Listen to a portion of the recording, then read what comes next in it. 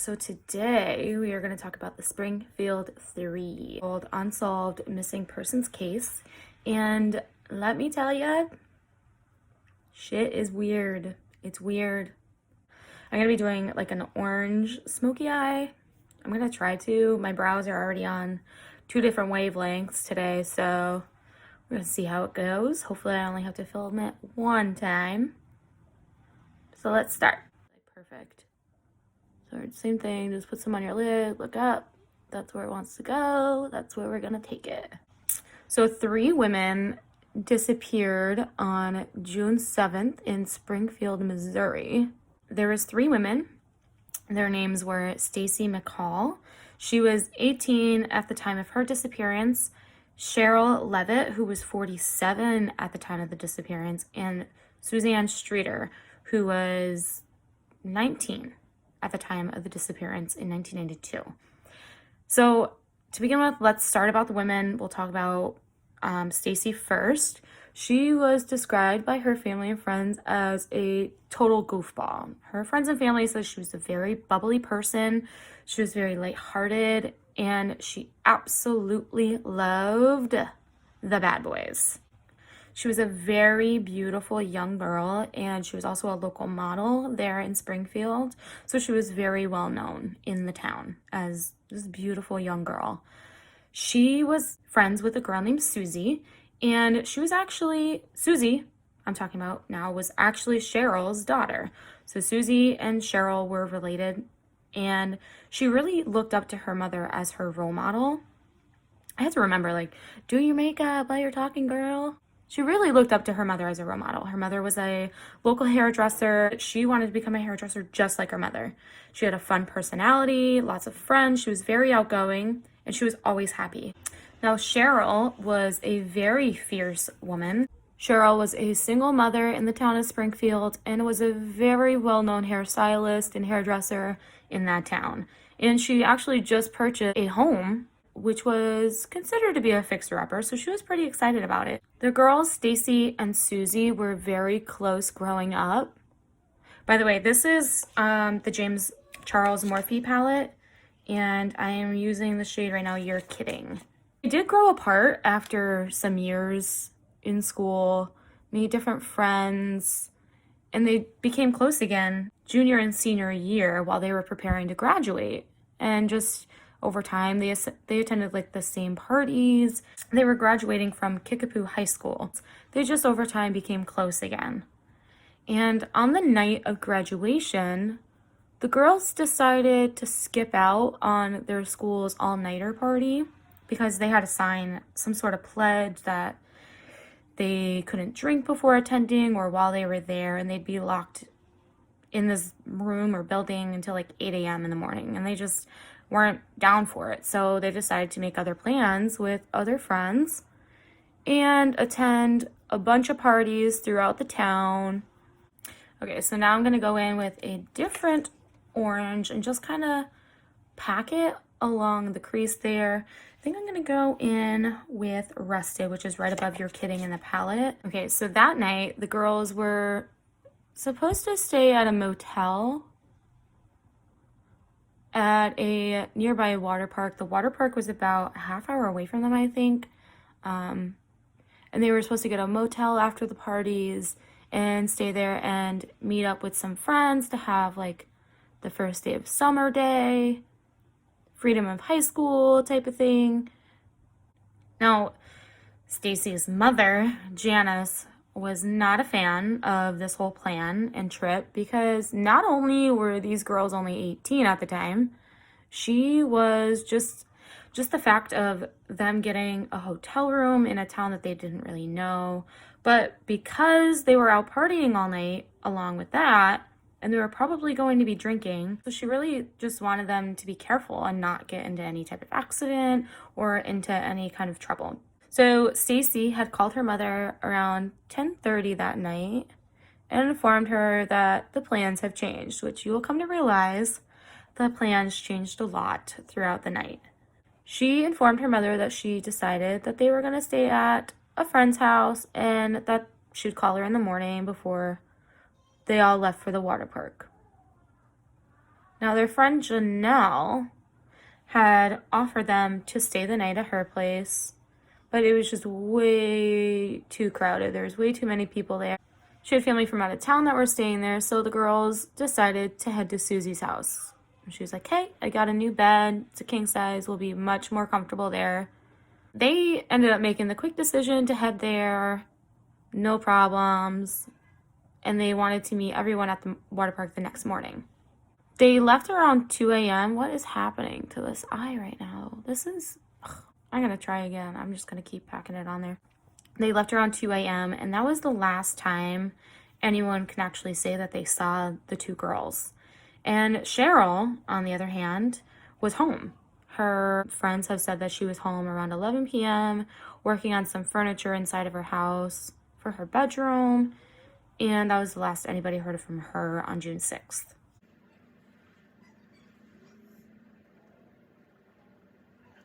Now, the next morning, the girls never showed up to the water park with their friends. So their one friend had tried calling multiple times, like, where are you? Left messages, see when they would arrive or when they were all leaving.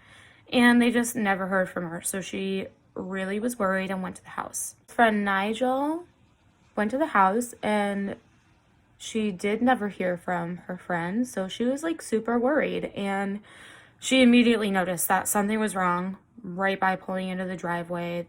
All the cars were there, all Susie's, Stacy's, and Cheryl's car were all there. She noticed that Susie was not in the correct spot that she normally would park. Their friend Janelle and her boyfriend also showed up after they never showed up to the water park. They noticed that the light porch was completely shattered, but the light bulb was still intact. But they decided, out of the kindness of their hearts, to grab a broom and a dustpan and clean it up.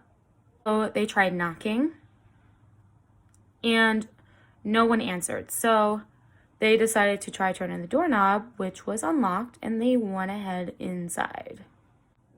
There didn't seem to be anyone home. The only thing to be there was Susie's pet dog, Cinnamon, and that was just strange that she was home alone, who, according to Janelle, was very frantic, barking, crying, needed to be held, wouldn't calm down unless somebody was holding it.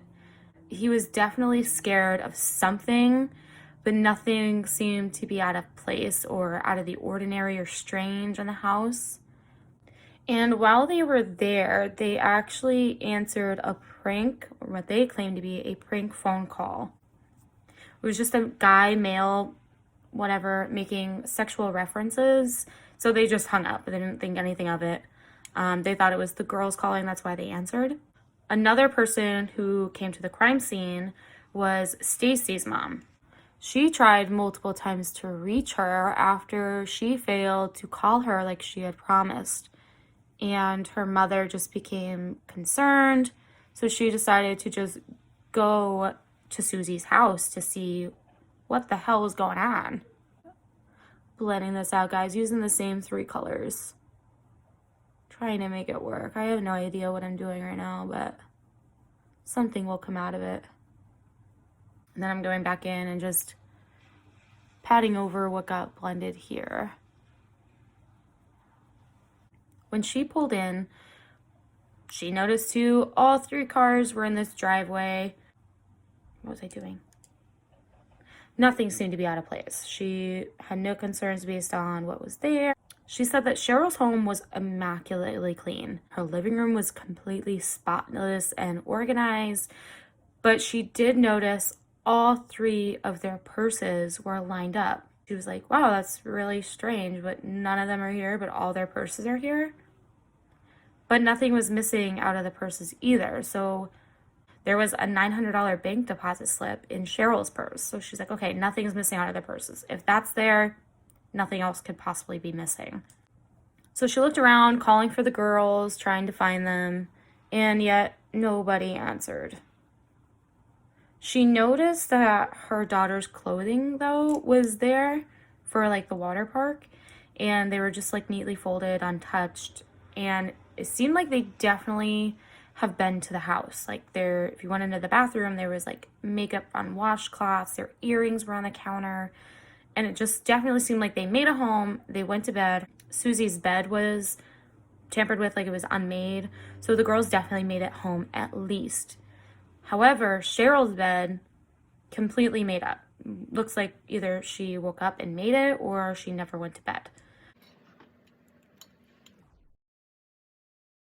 Before the police were called, at least 10 to 20 people have been in the house.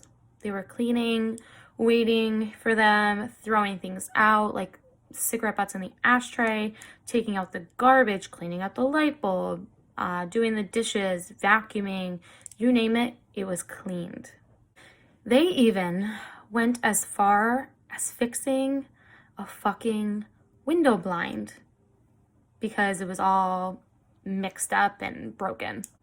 They also deleted, Jesse, you have to do your makeup while you're talking.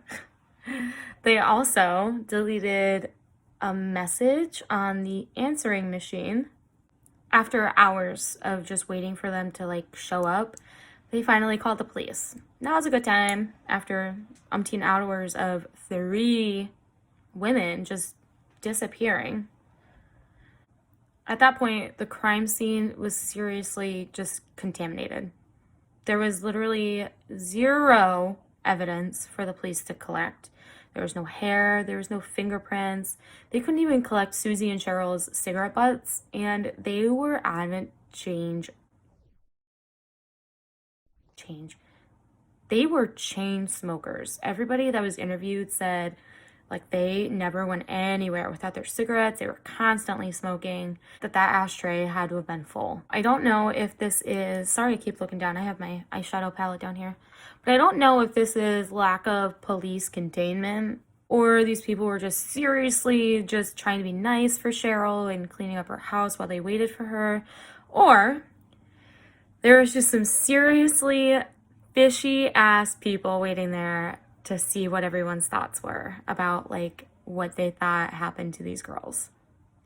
Now they did tell the police about the porch light that they cleaned up, the prank calls, the answering machine message, but the police felt like none of these had anything to do with the girls disappearing. But because it was so unlikely that 3 women would just up and disappear and vanish, they truly felt like it was not intentional for them to just leave on their own and not contact anybody, and that somebody must have taken them unwillingly. Take that deeper orange color, and I'm going to do my bottom eyelash now. So we're just going to connect this, and we're really going to blend it out because I really want them to connect.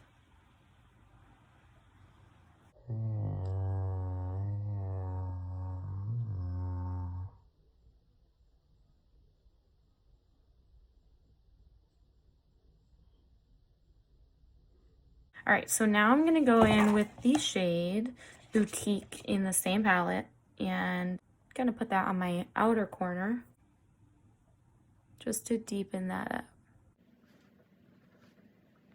Start to create that little shape I wanted. Slightly. The police did receive some credible tips through their hotlines that they created for the case. One was about 2 weeks after the girls went missing, and it was seriously credible. A woman called in, and she happened to be from what I understand, like a neighbor. She was about a mile or 2 down the road, but she was able to see the residence from her front porch, or she saw whatever. But anyway, so this lady had called, said the morning that the girls went missing, she saw a green-colored van being driven by a woman who resembled Susie.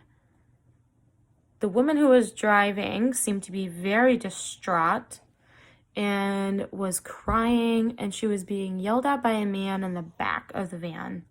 The police thought that this tip was so credible that they even parked a van that resembled the one that she described in front of the police department, hoping to jog anybody's memory that might have seen it. talk about suspects of the case because this is where things get super interesting. And we'll start off with Susie's badass of a boyfriend. The shade Halloween in the palette. I'm going to put that on a packing brush and we are going to spray it. We are going to go ahead and pack this on the lid.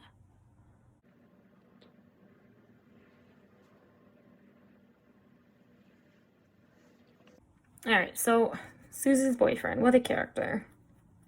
He was just arrested not too long before the disappearance for a gang-related grave robbery. These class acts went and robbed a mausoleum? Mausoleum. Is that how you say it? Went and robbed this mausoleum, right? And then they got caught because they decided to go and try to pawn the gold teeth that were found from the skulls that they stole. They were convinced that Susie turned him in because she was so disgusted with these guys. I'm actually taking the shade below that, which is Shook. I'm just going to put that on the outer corner of the look here. And just kind of patting in between just to blend these two. So they thought that Susie had been the one that turned him in because she was so upset with and disgusted about this whole situation of him being arrested and what they did. So she broke up with him and the police asked her to testify in court against them and she was like, absolutely, what they did was just repulsive and they were pissed. So the police thought that this was some sort of retaliation against her. All right, we're just gonna go ahead and clean this up here.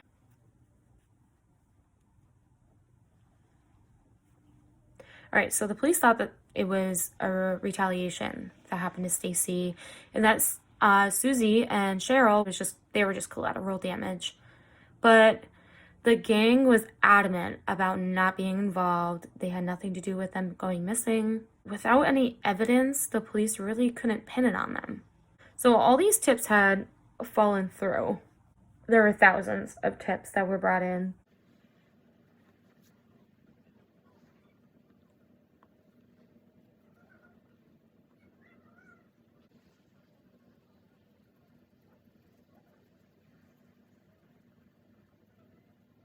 Right, so I went ahead and I took that fluffy brush again and just really buff these out. Don't be scared to like get all up in your brow.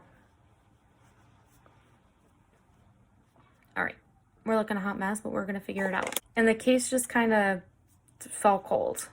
Even with a $42,000 reward and the FBI's involvement, nothing was coming up until a man named Robert Greg Cox took their interest.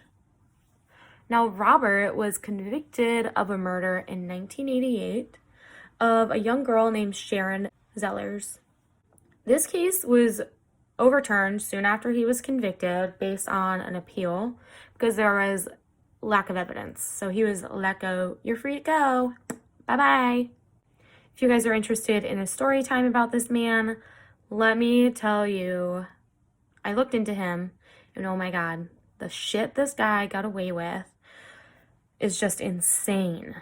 It was actually Sharon's brother who notified the police. He called the hotline and he gave the police a heads up saying that, hey, you should really look into him because one, he's a murderer, and two, he just moved to the Springfield area.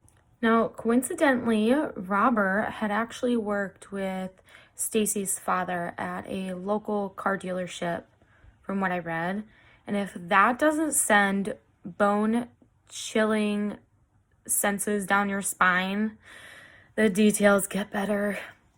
All right, so I'm gonna go in today. I'm actually gonna do two foundations. I'm gonna use the Makeup Revolution Stick Foundation in the shade F3, and I'm gonna add the L'Oreal True Match in W2 Light Ivory. Pray for me. So Robert was a very meticulous man who was a highly trained and skilled military man with a disgusting history of hurting and abducting young women. I'm going in with the e.l.f. Poreless Putty Primer, by the way, just on the outer parts of my face, and then I'm going to go in with a different primer for this area. All right, so I'm going to use the Pore Professional by Benefit on the nose area. These things that he got away with were so repulsive and disgusting. It just truly sends my brain in a mind-boggling situation. I can't. You guys have to hear about him because it's crazy.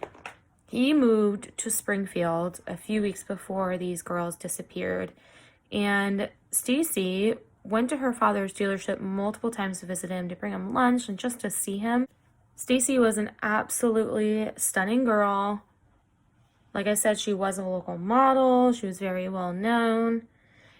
Her family is convinced that Robert grew a liking to her after seeing her at the dealership coming to visit her father. They're convinced that he followed her home to Susie's house, and Susie and her mother were just in the wrong place at the wrong time. I'm gonna go ahead and dot this one all over my face. Because the girls' plans changed dramatically multiple times throughout the night, I just feel like there's more to the Stacy and Robert story than what's published. I think that Stacy had also had a liking to Robert. I don't know. I just feel like they might have been seeing each other, and Robert and the girls met up before heading home, possibly. Or they ran into him, whatever, just to like hang out. And I just feel like there's more to the story than what people are relating on about them. Now, Springfield police went and they questioned him about the case. He insisted that he had nothing to do with it, that he was at church with his girlfriend and her kid, or their kid, and his girlfriend even confirmed that. But here's where things get twisted. Robert was arrested not long after those girls went missing, after they were like, yep, we were at church. But he got arrested for an aggravated robbery in Texas. His girlfriend came running right to police after his arrest and admitted that she lied about being at church with him. She said she takes it back. She had no idea where he was the night the girls went missing or the day that the girls went missing. He had asked her to say those things, and she was just convinced that he would have nothing to do with it. Robert is currently in jail, and he is believed to be able to apply, or I believe he is able to apply for parole in 2025. And way too soon for this guy to be released. But he has never been ruled out as a suspect in this case. The police and investigators said that he had made multiple statements during interviews and questioning that keep him as a serious person of interest. I am gonna actually take a concealer, and this is the NYX Born to Glow one again, and we're just gonna put that in here.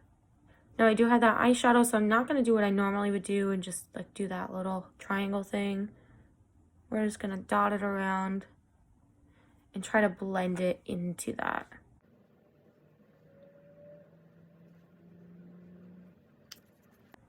Now, during these interviews, Robert has stated, I just know that they're dead. Don't ask me why or how I know. I can't tell you that. But I do know that they're dead. What? So it's pretty much a confession at that point. I would think of it as a confession, but some say he's just trying to take the credit for the crime, along with a lot of other people, like jail cellmates and just people trying to cut deals with themselves to get out of their deep poo-poo. But I really think No, he is definitely involved one way or another in this. There's just way too many coincidences happening here to not have him involved at all. All right. What? We're gonna go ahead and spray my face here. Makeup Revolution. Conceal and Define Infinite Setting Spray, just to refresh. There was another tip brought into the hotlines in 2006, which was many years later, and it was brought in by a journalist. The police thought it was just really strange, but to me, it's still a lead.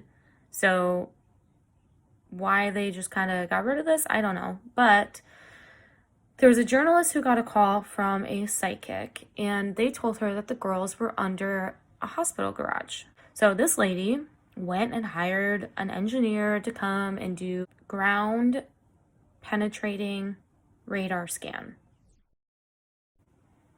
What this radar does is that it sends pulses underneath it, and it can detect what's under the ground, kind of like a before you dig type of thing. This guy that she hired had found 3, not 1, not 2, but specifically 3 in the foundation of this parking garage. 3 grave-like images on his radar. Now, with this information, she went ahead and she called police. They asked her, well, who gave you the tip? Why did they call you? What did they say? Oh, a psychic told me. The police wanted to throw it out the window. All right, I'm going to take the airspun powder and I'm just going to set my under eye before I crease like a maniac. And I literally make a mess out of myself. This powder goes everywhere. So now that we're looking like a dead corpse, let's bring ourselves back to life. I'm going to go in with the Morphe Glamour Bronze and Mastermind, and we're going to attempt to look alive here. Now, once the police heard psychic, they pretty much threw it right out the window. They wanted nothing to do with that tip. They said that the construction to the building was not until a year after these girls went missing, and it was just not possible for the girls to be underneath there. That there was no way. There's always some sort of ground demolition before the foundation is laid down, and the girls definitely would have been found if that were the case. Let me comment on this. Because one, I don't know if it's coincidental or if it's just me that feels this way. I haven't seen any videos that commented on this part. The hospital was named Cox Health Hospital. The man that I spoke about earlier, his name was Robert Cox, spelled the same way, C-O-X. And I have no proof that he has any relation to the people that built the hospital or own it. Get it in your hair. I'm gonna go in with this brush and the NYX contour palette. So I'm just gonna go in with the NYX contour palette. Mine's a mess. And I'm just gonna dip into all 4 colors, and we're gonna try to contour this. All right. So, continuing about this, I have no proof that he has any relation to the people that created the hospital or built it or that own it, whatever. But if you knew that a hospital garage was going to be built, and you knew when, wouldn't you think to dispose of the people that you just murdered? But take with that what you will. That's just my opinion. So we're gonna continue to contour.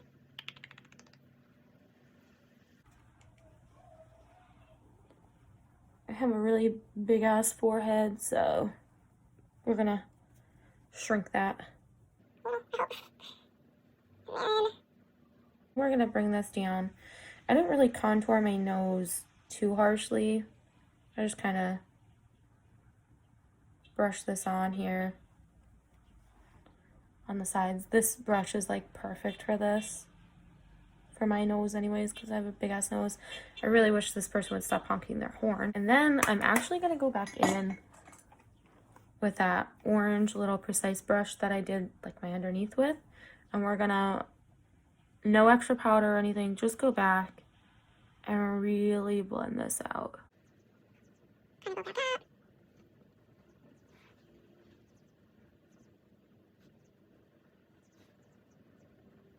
You want to look like a dead person. That is the ideal situation here.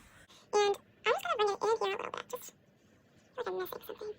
Alright. We're gonna go back into the James Charles palette, and we're gonna grab the shade called Ring Light.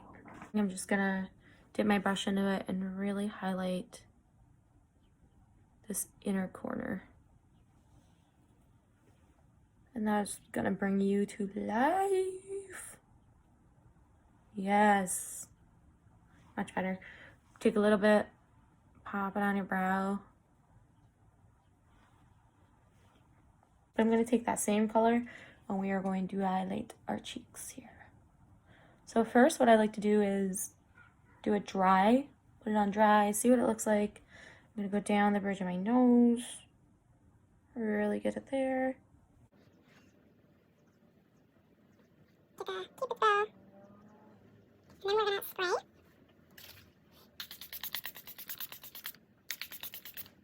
And while you're drying, take a little bit more and just tap it on like the middle area.